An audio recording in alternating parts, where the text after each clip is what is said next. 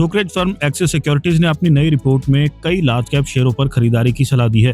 Brokerage का मानना है कि बैंकिंग, फाइनेंशियल, टेलीकॉम, कंजम्पशन और हेल्थ केयर सेक्टर की चुनिंदा कंपनियां मजबूत कमाई और ग्रोथ की बदौलत निवेशकों को शानदार रिटर्न दे सकती हैं।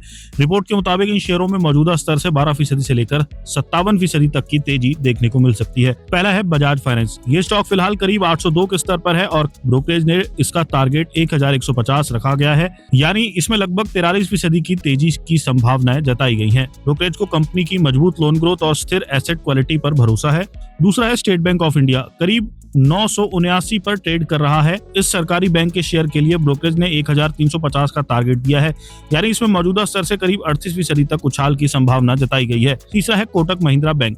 ये शेयर लगभग 353 के आसपास है और ब्रोकरेज ने इसके टारगेट 515 तय किया गया है, यानी इसमें मौजूदा स्तर से करीब 46% तक की तेजी की उम्मीद जताई गई है। चौथा है भारतीय एयरटेल।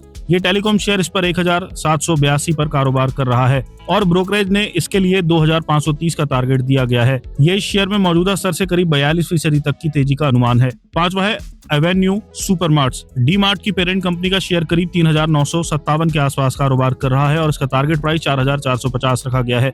ये इसमें करीब 12% की संभावित तेजी का अनुमान है।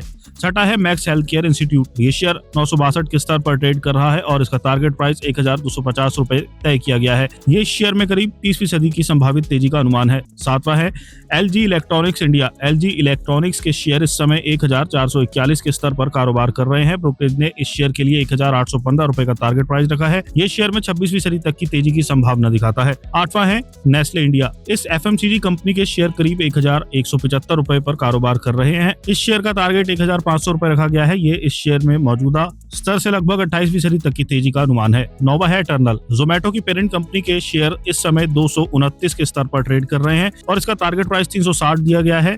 ये इस शेयर में मौजूदा स्तर से करीब 57% तक की तेजी का अनुमान है, जो इस लिस्ट में सबसे ज्यादा है।